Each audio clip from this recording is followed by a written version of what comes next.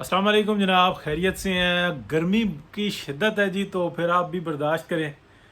अच्छा, बड़ी इंटरेस्टिंग आपको बताता हूँ जो पाकिस्तान की अंदर की सूरत हाल है ना, इस वक्त में खामोशी इतनी क्यों है।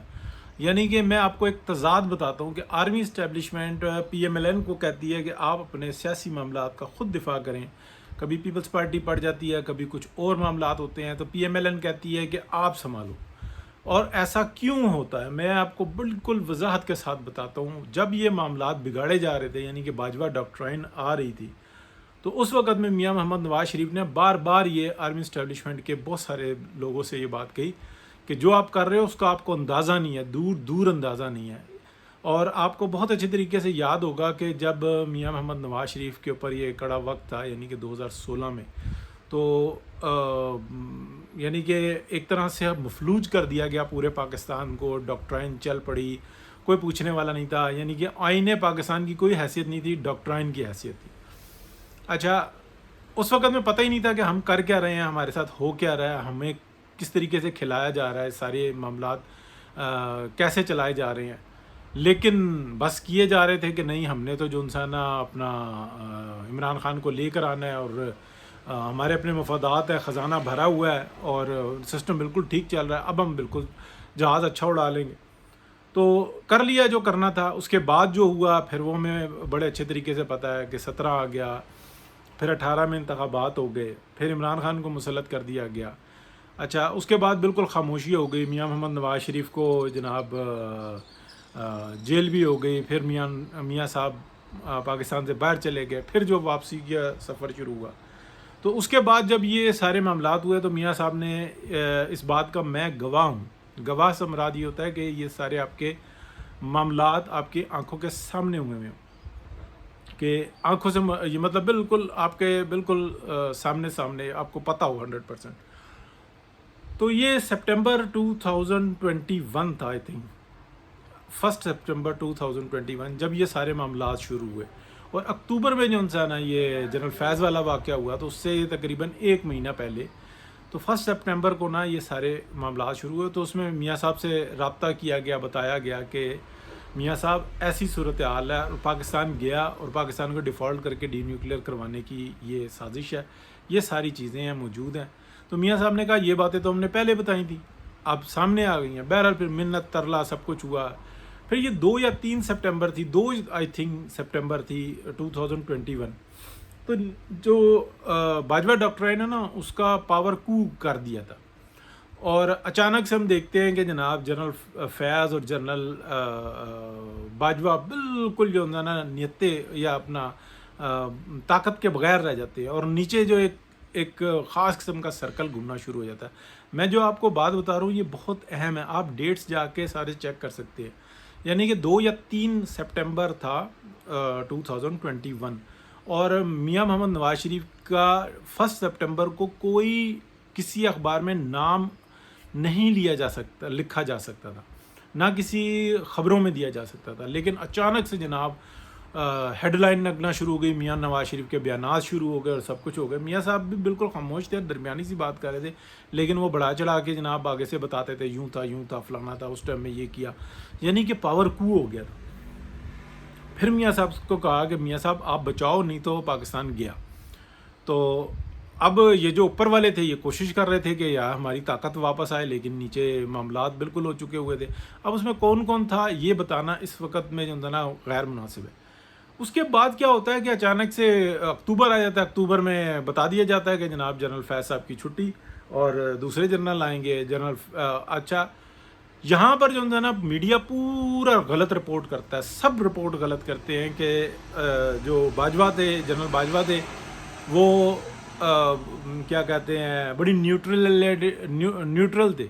न्यूट्रल नहीं थे, पूरे बाजवा साहब जो थे ना, जनरल बाजवा पूरी की पूरी हिमायत कर रहे थे कि जनरल फैज़ मीद को बचाएं, किसी तरीके से इसको नेक्स्ट आर्मी चीफ बनाएं। ये सारी जो है ना मिली भगत एक ही थी।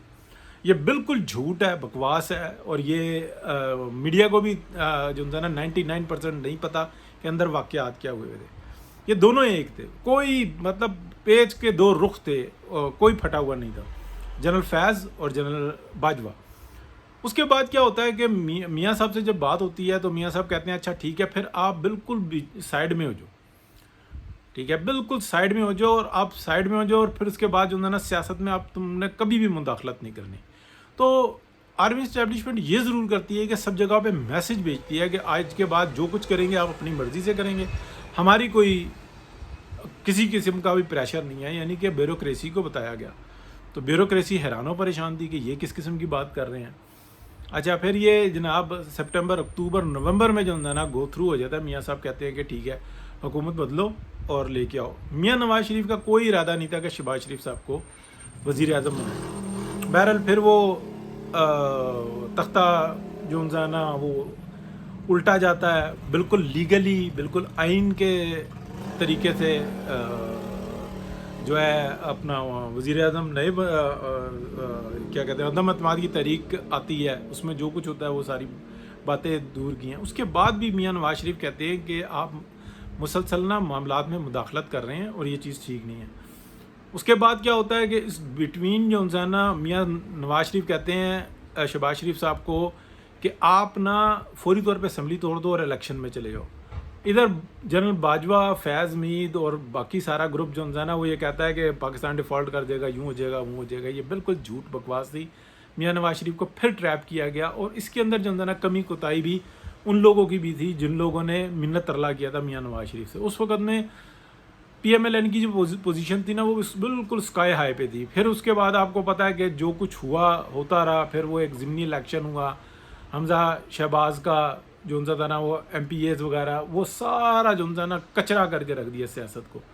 اچھا جب نہیں مانے پھر اس کے بعد یہ ہوا کہ جناب جنرل فیض کی آ رہی تھی، جنرل باجوہ کی ریٹائرمنٹ آ رہی تھی جنرل فیض کو، یعنی کہ وہاں پہ جو تھا نا پھر ڈی ٹریپ ہو گئے تھے، یعنی کہ جو کرنے والے تھے نا یہ پاور کو کرنے والے تھے وہ بھی بیچارے رل پھل گئے تھے۔ اب میاں نواز شریف کہہ رہے تھے کہ آپ کو اندازہ نہیں ہے کہ آپ کر کیا رہے ہو، تو یہ جو کچا پکا مال تھا نا یہ پکا۔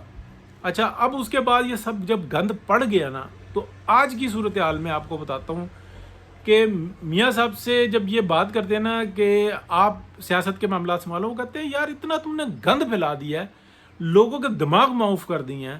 وہ کہتے ہیں بالکل کر دی ہیں جی، یعنی کہ ایک بندہ جو ہے نا 50 گھر بنا کے دیتا ہے، 5000 نوکریاں دیتا ہے، دوسرا آگے بکواس کرتا ہے کہ 50 لاکھ گھر دے دوں گا، 3 کروڑ نوکریاں دے دوں گا، ہر بندے کی 5 نوکریاں ہوں گی، اتنی تنخواہ آ جائے گی، 5 لاکھ گھر بیٹھے آ رہا ہوگا۔ اچھا اس نے تو صرف زبان ہلانی ہے، یعنی کہ عمران خان ایسا بکواسیہ ہے کہ اس نے اتنی جی ڈی پی بتا دی تھی کہ ہمارے دور میں جنریٹ ہوئی ہے جتنی پاکستان کی تاریخ میں ٹوٹل نہیں ہوئی۔ اس نے اتنی 1000 ارب کی جی ڈی پی ہم نے جنریٹ کی اپنے دور کے اندر۔ اس کا کیا، اس نے تو زبان جو ہے نا ہلا دینی ہے، اور ایک ایسا ذلیل شخص ہے پاکستان کی صحافت میں، وہ ہر وقت میں بلا کے نا جیو کے میدان میں اس کو بٹھا کے رکھتا ہے کہ جتنی بکواس کر سکتا ہے کر، بجائے کہ وہ شخص اور یہ جو جیو چینل ہے اور باقی تمام جو چینلز ہیں اس کی زبان پکڑیں، اس کو گرفت کریں کہ کہاں سے یہ آپ اعداد و شمار دے رہے ہو۔ وہ خود بٹھا کے جو ہے نا اس پاکستان کے اوپر عذاب کو مسلط کرواتے ہیں، اور پھر وہ کہتے ہیں دیکھو جی اس کو بولنے بھی نہیں دیتے، اس کو جیل میں بند کر دیا اور یہ سب کچھ کر دیا۔ میں ماضی اور حال کو مکس کر کے بیان کر رہا ہوں۔ آج بھی ان کی محبتیں جو ان سے ہیں نا، کیونکہ ڈالروں کا مسئلہ ہے، یہ جو جیو ٹی وی ہے نا یہ بھی ڈالروں کا مسئلہ ہے، کیونکہ معافی نہیں مانگتا کہ ہم نے یہ جو ہے نا لوگوں کو زہر پلانے میں سب سے بڑا کردار ہمارا ہے۔ تو یہ چیز جو ان سے ہے نا اس وقت میں ہے۔ اب مریم نواز سے کہتے ہیں، وہ کہتی ہیں میں نے کام کرنا ہے اور میں کام کرنے کے لیے تیار بیٹھی ہوں، یعنی کہ جو رزلٹ ہمیں ملا ہے وہ تو جو ہمیں رزلٹ ملنا چاہیے تھا اس سے بہت کم ہے۔ تو یہ ساری صورتحال ہے۔ میاں نواز شریف کی بھی یہی صورتحال ہے، پورے پی ایم ایل این کو ایک طرف کیا ہوا ہے۔ شہباز شریف صاحب جو ہے نا وہ ان کو ارادتاً بلایا تو اب ٹھیک ہے بھگتیں ساری باتیں، تو بہت اچھا کام کر رہے ہیں، ایکسیلنٹ کام کر رہے ہیں، لیکن کیا سیاست کے وہ کھلاڑی ہیں، ان کو پتہ بھی نہیں کہ سیاست کیا چیز ہے۔ بہت شکریہ جی، اللہ حافظ۔